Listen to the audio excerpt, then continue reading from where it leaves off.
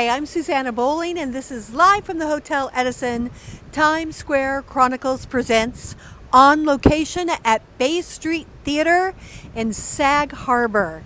We are at the opening of Mr. Halston. Come join us as we interview the cast and the creatives.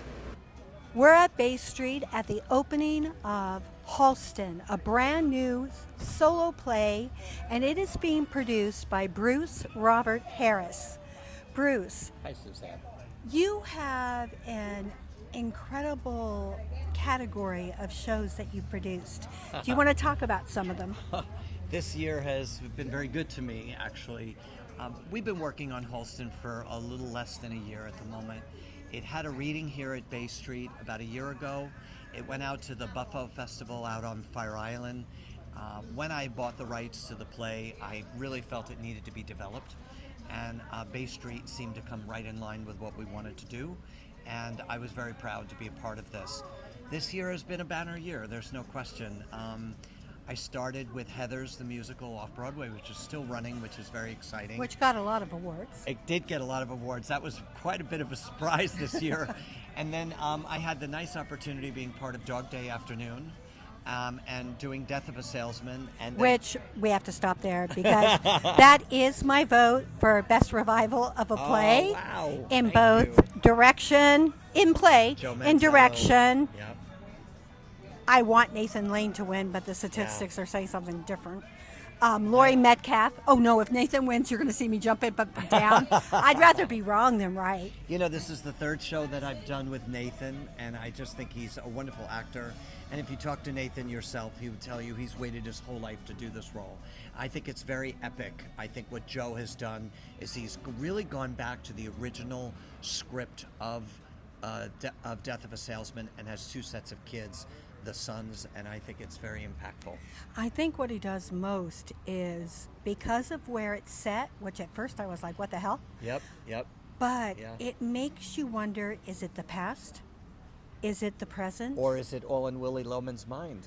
Or is it another timeline and we're seeing Right. the past or the future in what we have not learned the lesson to? Which Maybe. I find Which is relevant to everything that's going on in society Absolutely. right now. Which is so important.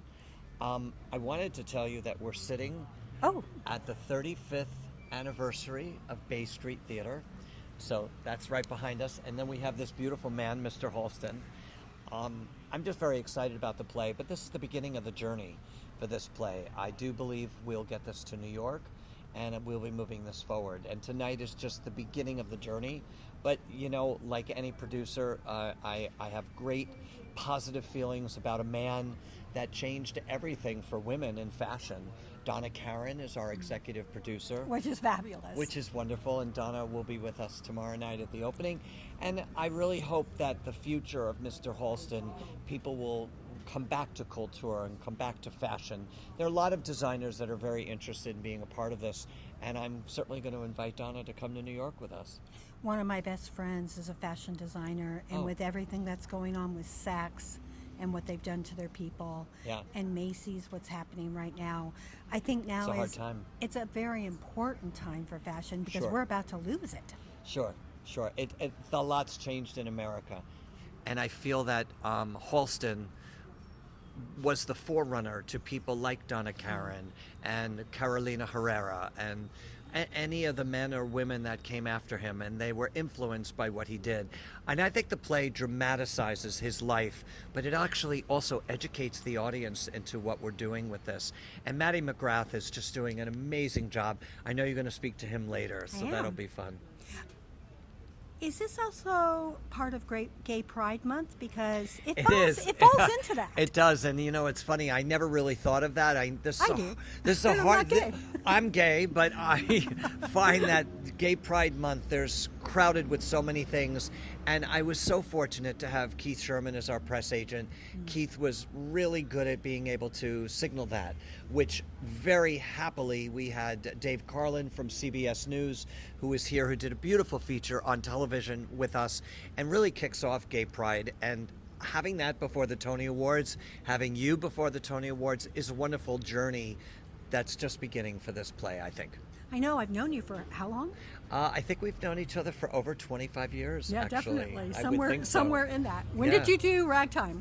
Oh my goodness. Well, when I actually performed Ragtime, not when I actually produced it. I would say it's a good 20 years ago. Because I've known you before that. Yeah, it's true. I was an entertainer. I was a dancer for many years before switching over to Houdini. the other side of the table. Harry Houdini and Ragtime. And Ragtime was really one of my favorite shows that I've ever been involved with. I've done the who will win and what will win and what should win. Or what And deserves I'm sorry, to win. I put Ragtime in both because if it doesn't win, Well, I'll there's tell something you. terribly wrong. Well, I'll tell you, Ragtime is in everyone's top 10 list. Yeah. Of all time, because that show is really an epic on its own. You know, it really. Lynn and Steven did a beautiful job with that. And Terrence McNally. Yes. But you're also talking Lear's direction this year. It feels that it's still in the 1900s, but it's now. Somewhat modern, Yeah. and a nice take on it without all the sets and costumes, but with the pieces coming in and out. I really think that it gives the audience the flair and the feeling of everything that Ragtime should be. And I know Lynn and Steven are happy, and I know if Terrence is looking down from heaven, I'm sure that he is too. Terrence was on my board when I produced gay-themed titles. He gave Leslie Jordan a beautiful award And that was when great. when I was producing my trip down the pink carpet.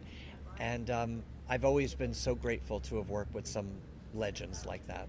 Now you're also producing another show that's opening up next season. You want to talk about that? You know what? I'm so terrible. I say it wrong all the time. It's Inter Alia, and it is coming from London, starring Rosamund Pike.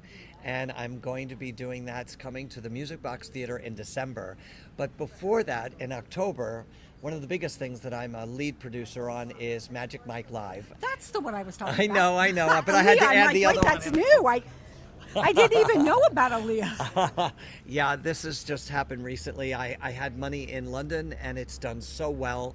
She is amazing, and we're going to be bringing this here, which is going to be great. But Magic Mike Live is going to be in its own new space.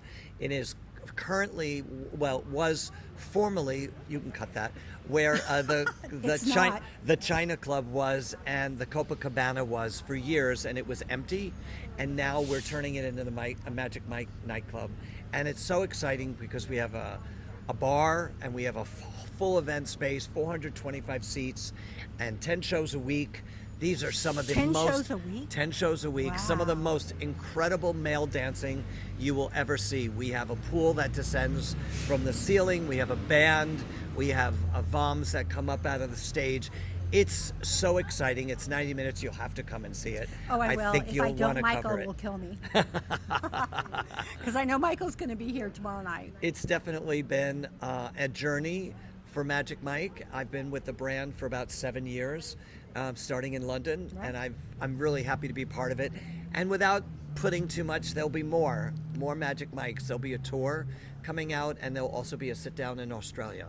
And I'm happy to be a part of the brand. It's been one of those exciting things, you know, when someone gets something good and they No, ride you've it. got a list of things that I just do. continue on going. I'm percolating. How long is Halston going to be playing? Halston is going to be here until June 21st, and then you'll have to look for Halston in New York.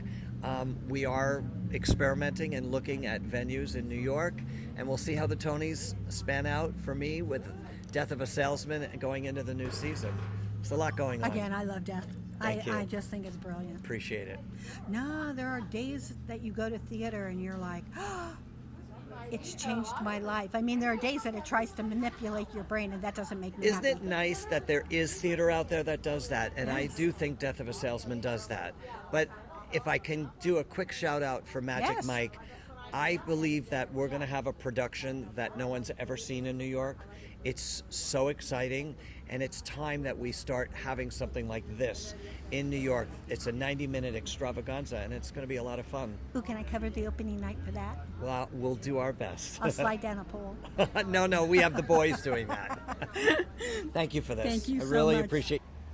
My name is Raphael Bacchidi, and I'm the playwright of Mr. Halston. Now, did you write Halston because you can look like him? Because you do. Well, that's a compliment, but no. I wrote Mr. Halston because I was enthralled by this person, and this his work in fashion has gone beyond the world of fashion. So this is not a play about fashion; it's a play about culture, because you could say that Halston was one of the first original influencers, because he created so many things that were aspirational to women, but he wanted that particular kind of glamour to be available to everyone. Because, at the end of the day, he was as American as apple pie, and he wanted that level of glamour to be available to everyone every single day. He didn't believe that it should be something exclusive. That's funny because I have a really good friend, Shawnee, who's a major fashion designer, and she feels the exact same way. Well, maybe. No, 10 to 1, she was inspired by Halston because she believes that fashion should be accessible, that everyone should Absolutely. be able to look their best. Absolutely. So, yeah. And the idea of having, like a great example is he introduced the caftan to American culture. Really? So yeah, so he Love Mr. Halston. I wear those. so a woman could suddenly think late 60s, early 70s, okay? When women were still wearing girdles. Okay, and in order to look put together, you had to go through this whole elaborate process of undergarments and so on. So all of a sudden, you have this garment, this beautiful caftan, which on the outside looks chic and put together, but on the inside, he would put the best silk. And at the time, China was really renowned. Silkworms. Yeah, for the silk, but they didn't know what to do with it. Really? So they just had all this really fabulous silk, and there was a point where Halston went to China to sort of elaborate and sort of show them what could be done with it, and they got it, and they were enthralled. So suddenly a woman can basically look chic and put together at a cocktail party, where she's bored out of her mind, but on the inside she's feeling very sexy. And She's making love to herself, basically. Exactly, yes. Hilarious. Which was a very liberating thing for women, and then at the same time, you had women entering the workforce in a very meaningful way. Right. So his idea was to present glamour to women in a way that was powerful. And not only that, not everybody looks good in a three-piece suit. If you don't have the body for it, you're not going to look good in it, and you're not going to feel your best. Exactly. And he created the coat, where you could just. You mean the shirt dress? Yeah. Yes, which was a major movement in fashion, because suddenly a woman could wear this very chic, very tailored dress, and she didn't even have to wear undergarments. Exactly. You could just be naked under there and still look fabulous. It's the wrong designer, but I have an Yves Saint Laurent one, and it's one of my favorite things to wear because good body, bad body version, depending on what I ate. Well, you're gorgeous, so thank you. and you're known. May I say, you're known as around town as being this really cool chick who's always appearing at functions and stuff and always looking fabulous. So we appreciate it. Seriously, that makes me so happy to hear, but I honestly don't know it. Well, maybe because I'm when I work, I care about the work. I care about what do people need to know? What do I want to know? Because if I figure I want to know it, so do they. And half the time people are like, oh, you're too bohemian, you don't look like you own a paper, and I'm like, whatever. But presenting ourselves in public to each other was something that Halston considered an act of respect to the person that you're with. So it wasn't necessarily about you and yours. Now, fashion now is more about self-expression, and this is who I am, and so on. But it's also about how you're labeled. I mean, whether people want to talk about this or not, you're labeled by how you look. Like right now, unfortunately, I did not have time to get my nails done, and I'm kind of wanting to hide my hands. I know, they look kind of fabulous to me. But I kind of, you're judged on for women, nails, shoes, Well, that's And unfortunate. men, watches and shoes. Right, right. That's unfortunate. Halston's philosophy was never that. It was always about, We need that philosophy back. yes, I agree entirely. It was all about dressing as a way to sort of honor the person or the people that you're with.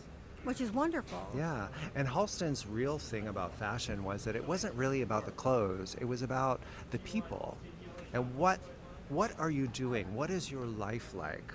You know, what experience are you having in life? And then those were always the first questions he would ask his initial couture clients, like, what is your life like? And then he would design according to You have to the love aspirations that. of that. You Yeah. have to love that. Is this your first play? What else have you written? I've written several What other. else should I know? This is the first one that's gotten any kind of attention, and I think it's partly because there's a real curiosity, if not about Halston, like if people don't know who Halston is, there's certainly a real deep curiosity about that period in New York history. Oh, absolutely. The 1970s and 1980s, bleeding into the 90s. Unfortunately, Halston The died land in of drugs. 1990. The land of a lot. Discos. Yes. And you know, you have to remember that New York at that time was bankrupt. Right.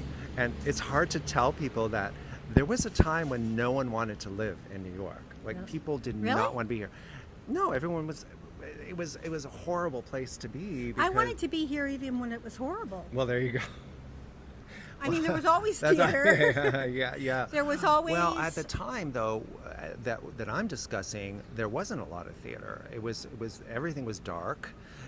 You know, Times Square was basically black. Or porn. And porn. There was a lot of porn.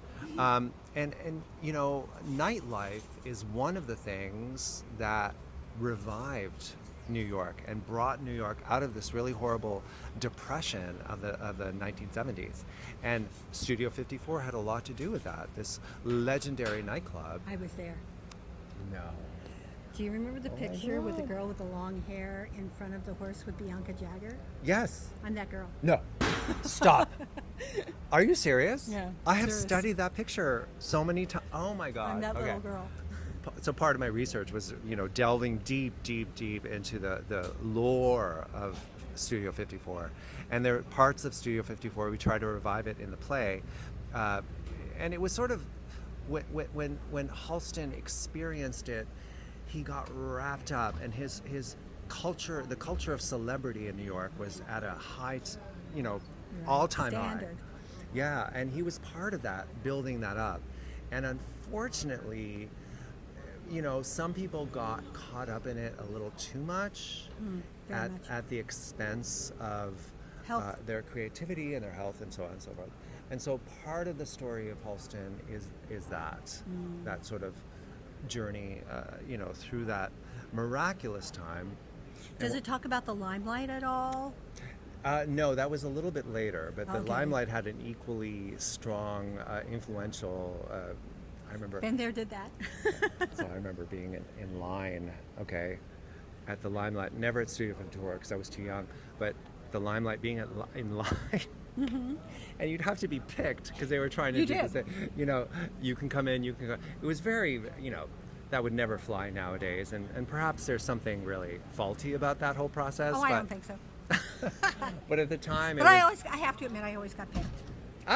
My hair was. Of course you did. My hair was really long. I was very skinny with lots of chest. Lots of the girls. Yes, lots of the girls. And I knew how to dance. Oh, yeah. And they knew I We knew had how to dance. It was all about dancing back then. Yeah, it was. I mean, we didn't eat. And the thing about Studio 54, too, is that it brought together this wide range of people. You'd have socialites and Wall Street people right next Urchins. to next to drag queens and leather guys and, you know, gay guys, and it was just such a great Bears. and bears. I don't know what the kids are calling them now, but whole I'm not sure what it amalgam. was now and what's correct now, but that's what it was then. Yeah, and this whole, never before had there been such a gathering of such a diverse group of people from all walks of life. And nobody judged anybody. No, and Nobody. everyone enjoyed the same thing, and it was Yeah. all about the music, and it was all about the dancing, and Halston knew that. And then he, you know, we have a passage in the play where he he would go to Studio 54, and he was inspired by it. Well, he also had his own little alcove. Yeah, he would tend to stand Yeah. next to the DJ booth. Yeah. And there's this famous picture of Diana Ross, jumping onto the DJ booth and doing a whole number, and he's back there looking at her like in awe, But he would stand there and he would watch, and he would really take, and he would see, okay, this girl, she's dancing now, but tomorrow she's going to be pounding the pavement, knocking on doors, trying to force her way. And that was what it was. Yes. And these women, I mean, God, they had to work really hard to get noticed and to get status. Yeah, and because surprisingly enough, the gay culture says that it wasn't noticed back then. It was the be all and the end all in entertainment and in the clubs. And if you were noticed by them, oh yeah. I mean, because back then I sang, and I had a following because they knew me as this vivacious dancer who basically... Was at Studio 54 every night. Yeah, pretty much. And if I wasn't there, I was at another club. Right. And at one point right. I danced at the Cat Club. No, you didn't. Yes, I Did you did. really? Oh, that's Yeah, I amazing. wanted ears on a tail. Ah, I did it for the costume, I want to actually. be you so badly right now. Really? Because I wasn't. I'm old. You're not. I grew up in Toronto, and my first foray into New York was I worked in fashion. I was a model, and See, now this makes sense. But it was later, and I remember working on 7th Avenue and like walking around. And I already had this fascination with Halston, and I would look around and think, am I going to see him? Like, is he going to be around? Like, this man is everything, And unfortunately, by that time. Wait, did you ever get to go up to the offices, which were more like a clubhouse? Of Halston's, Yeah. the Olympic Tower? Yeah. No, I never did. Never got to do that. But I wrote about it. But I didn't even and- know about it, and I would have found my way if I had known. Yeah, well, you would have been sitting next to Elizabeth Taylor and Liza Minnelli and Diana Vreeland and all of the Yeah. greats of fashion and culture. People don't even know who they are now. I know. It's so bizarre. Halston was able to bring together very powerful women. Women who Well, were... he made women powerful. He did, because he believed that glamour and fashion was meant to empower women. It wasn't meant to disparage or take power away from women or to be exclusive. He believed that it should empower women. And that's the difference. Nowadays, fashion is completely different, and we have a sort of different attitude It's ugly. towards it. I don't even think I could go shopping. It is. I don't even think I could go shopping right now because it's just ugly. There's some wonderful stuff that's Thrift being done. stores, they're great. Thrift stores are great. Vintage stuff is great. There's some wonderful things happening in fashion, but by comparison, it's more sort of cerebral now and more conceptual, whereas Halston was all about the everyday. You have to wear this every day. He was also very architectural. Yes, he was a hat maker originally. Really? So Okay, I didn't know that. And this is to tell you why my friend Shawnee probably follows him, because the girl is into hats. Well, there you go. That's great. So Chanel, for instance, was a hat maker originally. And Cristobal Balenciaga dabbled in hats, but Halston was primarily a hat maker. So when he switched to starting to work on clothing, he had that architectural eye. And it came to the point where Halston could take a bolt of fabric, throw it on the floor, cut a pattern on the floor, freehand, and drape it, and it would be fabulous. And honestly, in all my research and in all the people that I've spoken to, I don't know anyone who can do that now. Oh, I can tell you right now, I have no talent for that. None. And nowadays there are designers who don't even sew. Yeah, They don't understand I can't even the thread art. a needle. You think I'm kidding? I can't. I really can't. I'll teach you. We'll teach you. Really? We'll have a little workshop after I this. swear to God, I can't. His models, they were known as the Halstonettes, namely Alva Chin, Karen Bjornson, Pat Cleveland. They've all been champions of Mr. Halston during its development phases. Tony Spinelli, I know Tony. the male, the beautiful male model who's still actually modeling. He's 60. He looks I haven't fabulous. seen him in it forever, but yeah. He's still out there doing doing his thing, and he's a wonderful man. So all these people were a part of the development process of Mr. Halston. I was able to interview Chris Royer, another fabulous person, who actually now has a great collection of Halston original garments that she has archived and owns in his upstate. Wait, She lends that out to museums. I know you're trying to get Mr. Halston to New York. Are you planning on at the Met getting like a Mr. Halston exhibit? I would love that. Have you thought about this yet? Long overdue. We are in the process of working out all of those things. And I so want to be there for that. we need to have a renaissance of Halston in New York. What's New York the City. museum that's at Columbus Circle? Oh, that's the Arts and Craft Museum, I think. Yeah, but they had do the fashion best sometimes. Anna Sui collection I've ever seen in my life. That Oh, really? thing was fabulous. Oh, wow, I love I wanted Anna to go Sui. shopping, but I I couldn't. love Anna. Is there anything I haven't asked you that you would like us to know? No, I just want people to go away from this show with a memory of Halston as an important cultural figure, as someone who changed the course, not just of fashion, but of how we deal with culture in general, and how fashion is so much tied into art and into everyday life. And he was such a proponent of that. He propelled that so forcefully in his life, and I want that to be remembered. I want him to be remembered. Because I think in this generation of time, we're not only losing our humanity, we're losing our culture. I agree. So Yes. I think if we can bring back some kind of culture, any kind of culture, it's a step. Yes. And he had a very interesting life. And you listen, the guy was a hoot. I mean, he was very funny and very, very charming. And he had an elan and one of the greatest tastemakers of our in American history. Are you still modeling? No. I'm way too old. Thought I should ask that question. Hey, have you seen some of the older male models? Way hot.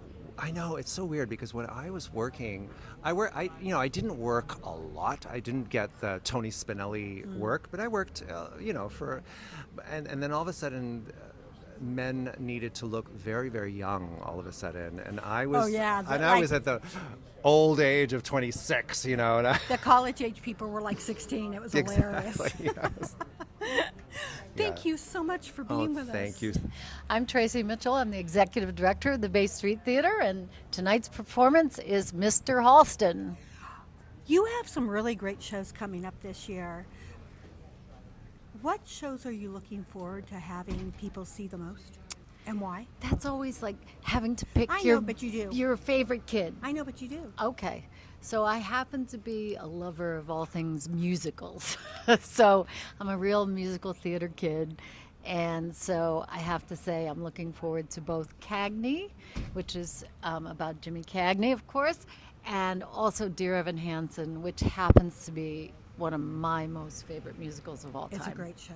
I saw it before it opened on Broadway in a tiny little theater when it was just being developed. I saw it. And then, yes, I saw We're it. good friends of Pasek and Paul, Yeah. and we're also good friends of Ricky Kane Latimer. Yes, So. my dear friend Ricky. I have a room in her apartment. Ooh, nice. Which one, in New York or New York. I don't need one here because I live here. I'm lucky enough to live here. If you could choose shows that you could have at Bay Street, what would you like to come here? Well, I do help to choose them along with our artistic director, Scott Schwartz. But, we do get all kinds of shows that we produce. So we're producing new work, we're producing, classics, but with a new take on them. We're doing musicals also in a new way. Yeah, so, I loved your Bonnie and Clyde. Oh, thank It you. was really well done. I love that too. But I love being able to look at things in a new perspective with today's take on them. And That's like so, ragtime right now on Broadway. yeah, oh my God, it was so great. We did Ragtime here. I will I never did. forget it as long as I live. Yeah. Yeah, that's a show that, even keeping it in the 1900s, there's Yeah. still ways to keep it fresh Excuse and me. new, So I'm now looking into the light, so it's and that it's happening right now. Yeah. You know, it's almost like being in a time warp. Oh yeah. It's Of so what's coming. prescient. It's so prescient, and it's disturbing in that way. But It is. yeah. I saw that you have Jason Robert Brown coming here. Yes, we do. Are you Yes, ever going to he's- premiere any of his shows new? You know, we never know. And actually, that's a show you should do, The Connector. Oh. Do you know The Connector? I do not know The Connector. Oh my God. It was done off Broadway 2 years ago. Okay. It's one of his best scores.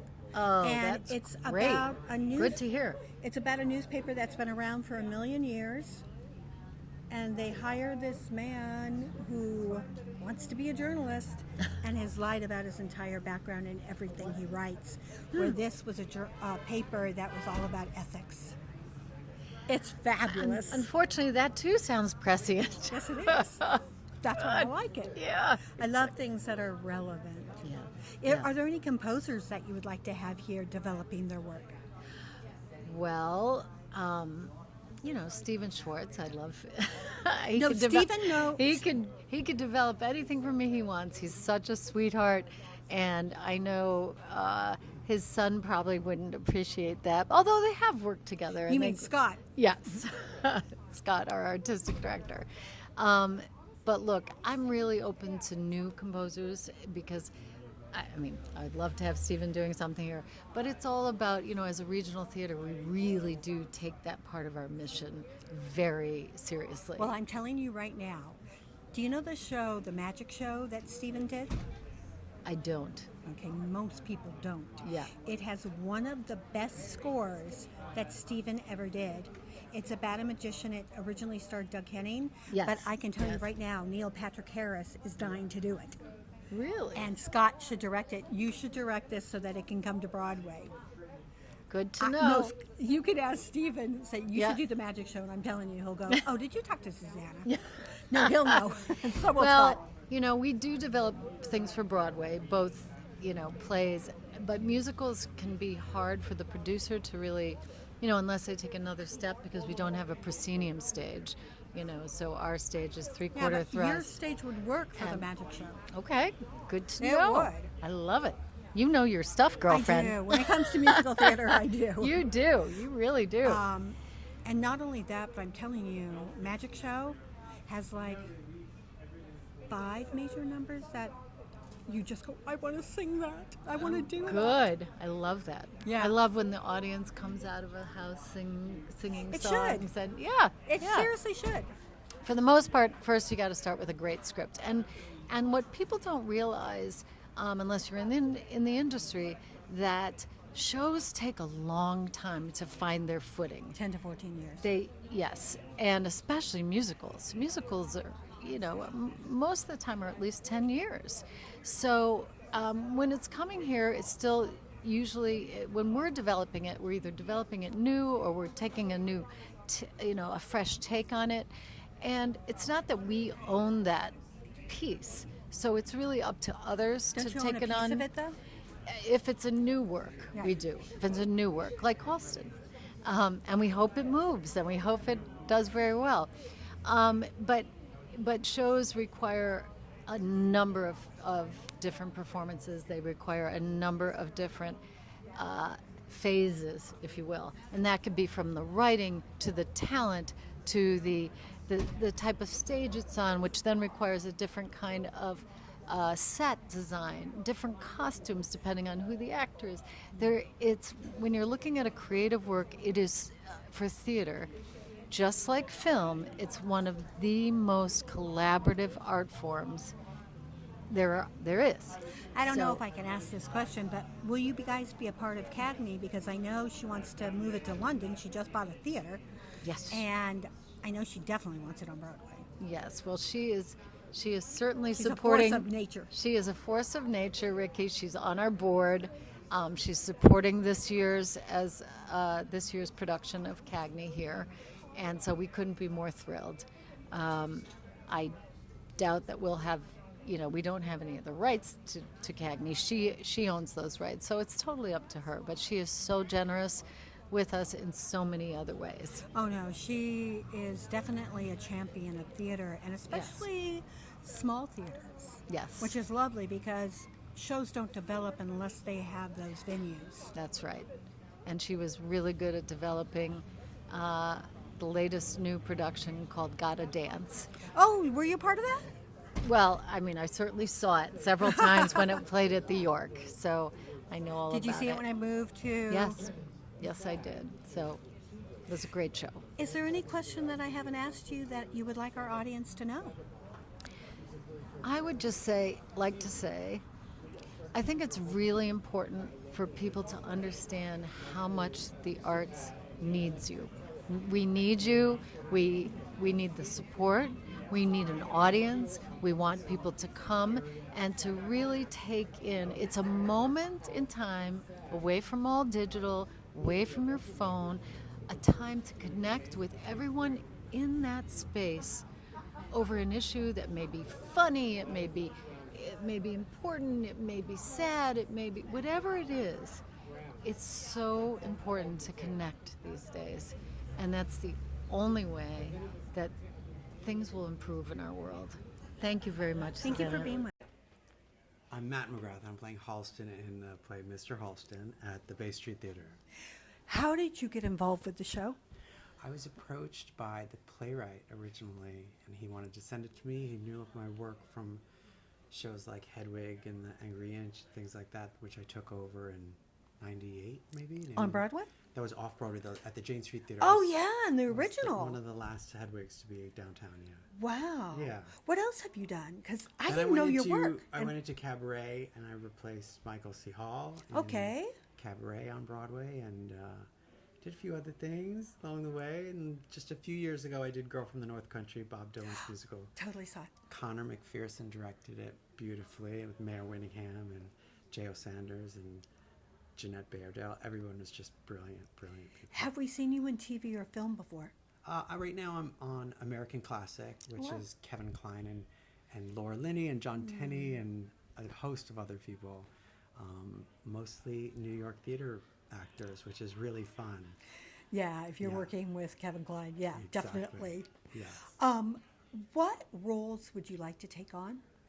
What inspires This you? I'm still in the middle of this one, so I'm not thinking about what's next quite yet. But this is a heavy lift. You know, it's a one-man show, and haven't done one of those in a while, and so it's very challenging, and the language is gorgeous, so it's a joy to do.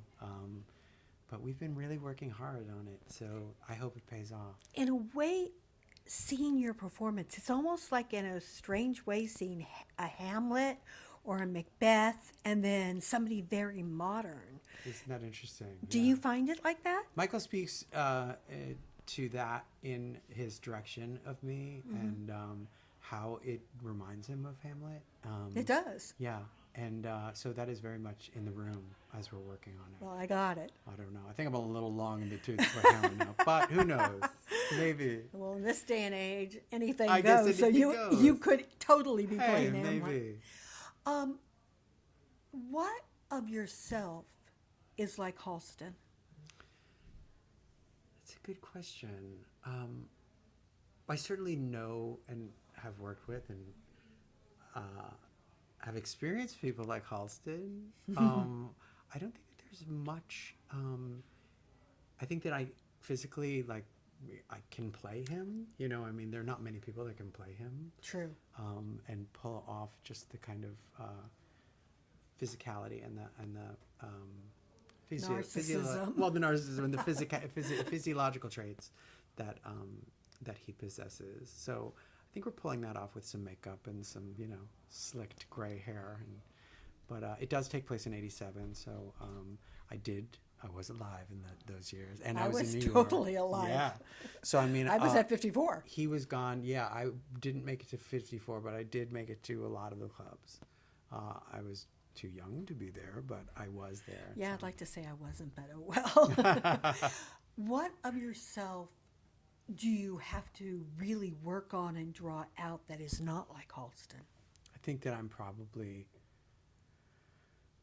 I'm a little more soft-spoken than Halston, probably, and I'm probably a little bit more emotional. I mean, this is very much an emotional feat. He's in a Very. different place than he normally was seen. So I think that the interviews that you see, he's very much a persona that he's putting forth.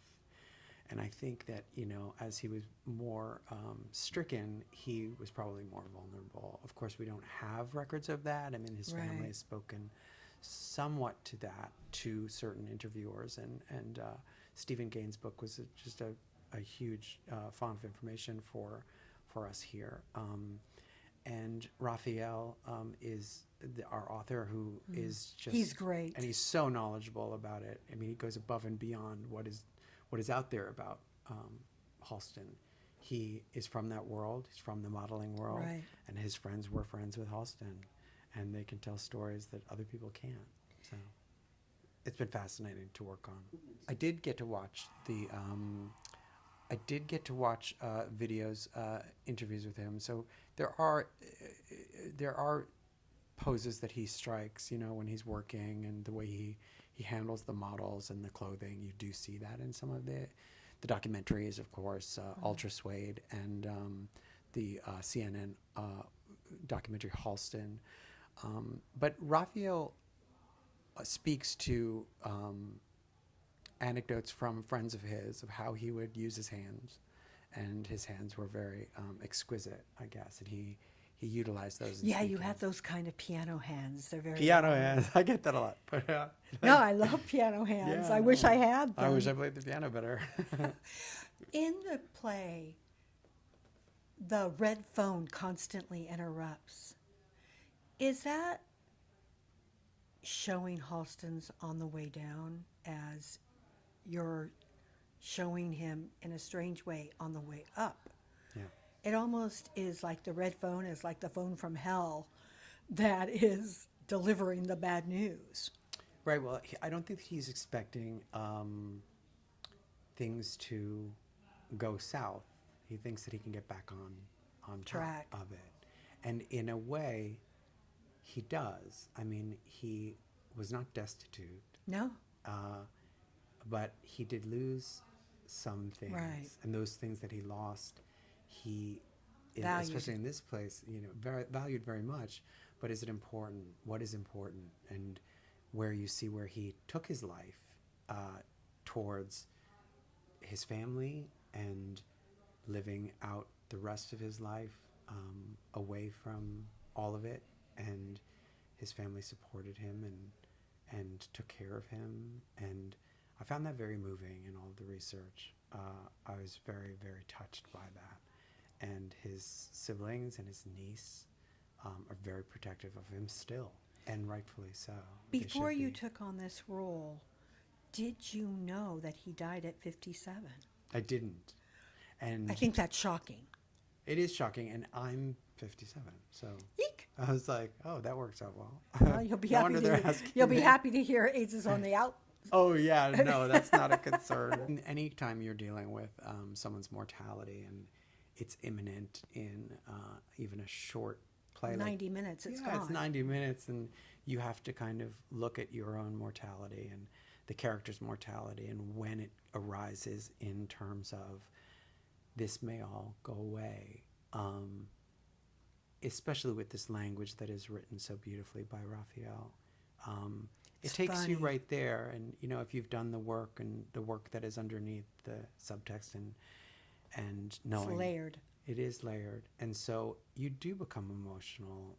And of course, what is said about him is that he wasn't very emotional in public, and he is being interviewed by a journalist here. So how much he shows and how much he can't help but show is really the balance that the tightrope we're walking. I actually met him, and I Did you? found him very emotional. You did when you met I him. did. I mean, Emoting is it's like when you see the pictures of Victor, Yeah. he looks like a psychopath. Victor. Yeah. And when you look at his eyes in those pictures, he looks like a psychopath. But when you met Halston, it was very kind. He seemed very warm, yeah. Yeah, very. Yeah. What haven't we asked you that you would like our audience to know? What's for dinner? Well, you're going to find out soon. am. Thank you so very much. Hi, we're with Scott Schwartz, the phenomenal Scott Schwartz, who's the artistic director of the Bay Street Theater. Scott, when are we seeing you bring one of Stephen's shows here? Oh goodness, I think about it when the time is right. You But know which one I want to see. which one do you want to see? The magic show. Oh, that would be great. I don't know if we have the ability to do the Why magic show. not? Well, traps and things. You need like the place for all the effects to happen from. Yeah, but you could easily get Neil involved in this. No, and he that's would- true. Neil does love magic. That is Yes. true. Hello, Yes. and do you know that in every single thing that they've mentioned about Stephen, they never mention the magic show? It's funny because it was a long-running hit. I mean, there was. And it's got yeah. his best score. Okay, well, I like love that that score. score. I think there's some really good stuff. West End Avenue's a great Yeah. song for sure. Solid silver platform Yep. shoes. Lion Sweet Tamer, Revenge. Lion Tamer. Yeah. Yeah. No, it's a wonderful score. Well, listen, I don't know if you know this, but when I was a kid, they made a movie of it, like a film of the show on stage. I think they shot it in Canada. Where? It was never, I don't know exactly, but Doug Henning did it. And Didi Khan played, I forget the character's name now, but the female lead. Right, the Lion Tamer. But it was never released. But I watched it over and over and over on our VHS at I home. would so be watching this if I could see it. I seriously, It was love pretty that great, show. I have to say. Yes. Could you do something like song and dance here, maybe? Sure. That would be a good idea. Actually, I'll think about that one. You know, It's maybe. good. I like to think get of new shows. ideas. What show would you like to bring here that you haven't had a chance to? Oh my goodness! I mean, there are many shows that I love that I would. They're like children. I'd Name love them. to get one of the big R&Hs, something like Carousel. I'd be very excited about because our space, because it's so intimate, gives us the opportunity to look at shows in new ways, and I think But that to would do be a stripped-down exciting. version of that Exactly. would be really.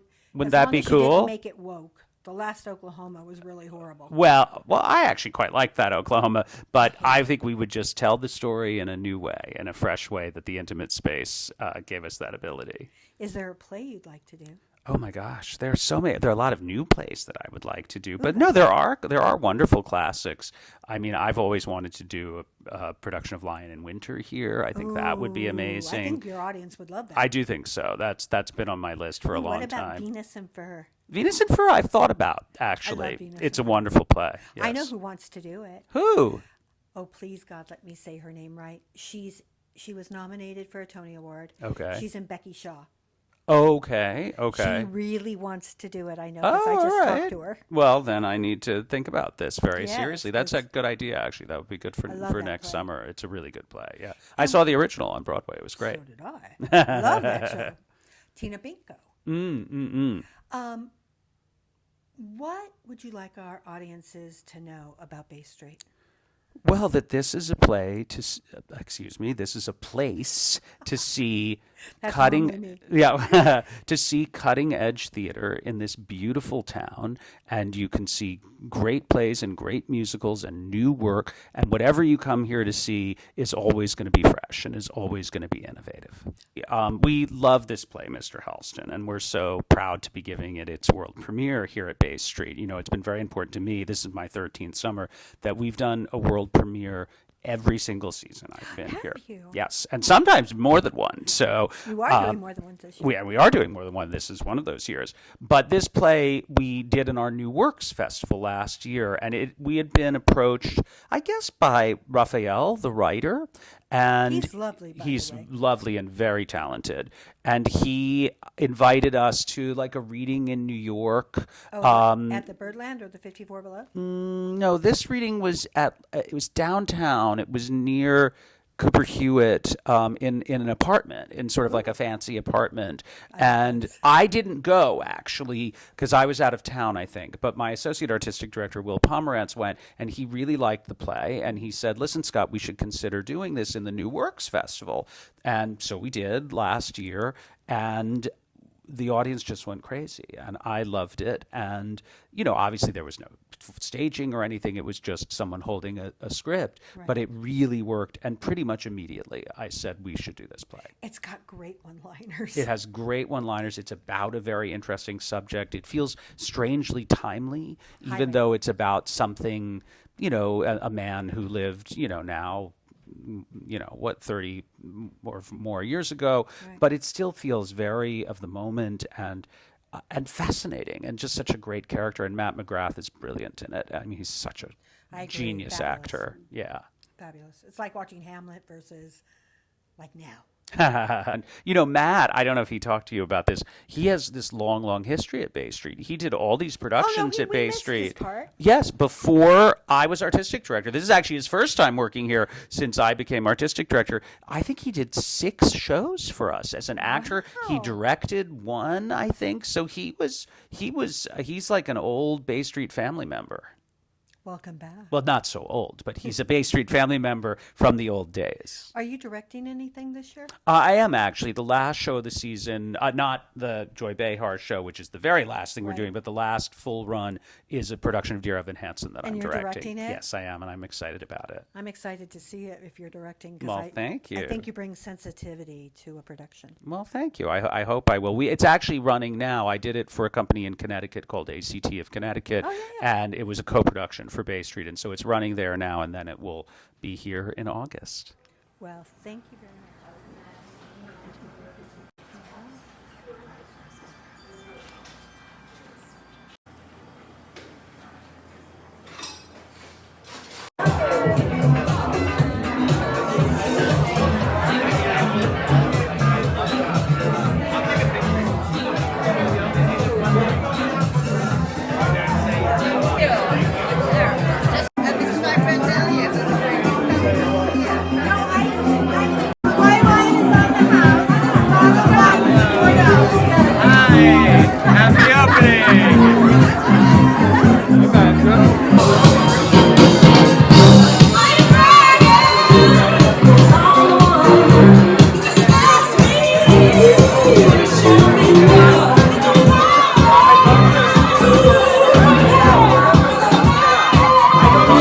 Hi, thank you for joining us. This has been Susanna Bowling, and live from the Hotel Edison, Times Square Chronicles presents On Location at Bay Street Theater at the opening of Mr. Halston. We'd like to thank Magda Katz and the Hotel Edison for always giving us a place to be, and for Magda for always making us look and sound good. Have a great day.